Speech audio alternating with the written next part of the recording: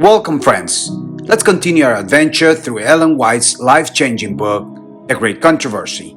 In today's exciting podcast summary, we will focus on the chapter titled Agency of Evil Spirits. The relationship between the visible and invisible worlds and the ministry and influence of angels, whether good or evil, are matters clearly revealed in the Holy Scriptures. Today, there's little belief in the existence of evil spirits, while it is thought that the spirits of the deceased can communicate with those who are still alive. The Bible speaks of millions of angels serving before the throne of God. Ezekiel notes their glory and speed and states that they moved like lightning. Ezekiel chapter 1, verse 14. In the Bible, there are numerous occasions when heavenly beings wiped out armies or executed divine judgments. We can also see that each disciple of Christ has his respective guardian angel, whose mission is to protect the righteous from the power of the enemy. This protection is necessary at all times, since the people of God must face the fearful powers of evil, the powers that are manifold, bold, and untiring, whose malignity and power no one can ignore or despise with impunity. The evil spirits, on the other hand, are presented as beings who, in their origin, were created with the same nature, power, and glory as the heavenly angels. Having been expelled from heaven by joining in Satan's rebellion, they are now Satan's accomplices against the government of God. In the Bible, particularly in the time of Jesus, we can see clear manifestations of the power of these evil spirits. While Jesus stretched out his arms of love, the fallen angels acted powerfully, both upon the bodies and souls of men. Jesus knew how to recognize the workings of demons who had taken possession of people whose afflictions were not of natural origin. Among the many biblical examples that could be cited, the story of the healing of the demoniacs of Gadara stands out, where the power of evil and divine mercy confronted each other in a clear and direct way. The scriptures contain other similar examples of people subjected to great sufferings by the actions of demons.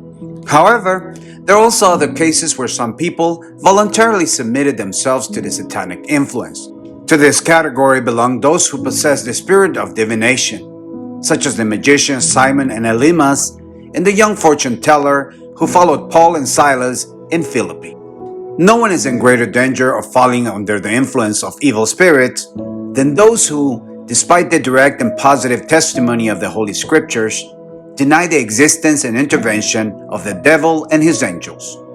This is the reason why, as we approach the end of time, when Satan will work with the greatest energy to deceive and destroy, he himself spreads everywhere the belief that he does not exist. His policy is to hide himself and work deceitfully. There's nothing that the great seducer fears so much as that we will become aware of his devices and tricks. To impersonate his character and conceal his true purposes, he has made himself represented in such a way as to arouse no emotions more powerful than those of ridicule or contempt. It pleases him to hear himself named as an object of amusement and mockery by persons who believe themselves to be intelligent and educated. Evident proof that his strategy has been successful is the general acceptance enjoyed among the religious public of certain theories which denied the most positive testimonies of the Holy Scriptures. As we can see, in the face of Satan's deceitfulness, the Bible presents a clear testimony about his power and influence. Studying his word, we can also read that despite the power and wickedness of the enemy, we have a clear and powerful support in our Redeemer. Those who follow Christ are always safe under his protection. Angels of great power are sent from heaven to protect us. The evil one cannot force the guard with which God has surrounded his people.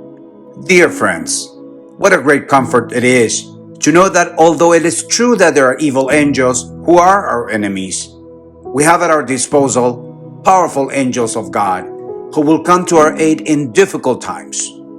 Always remember this great truth: you will never be alone.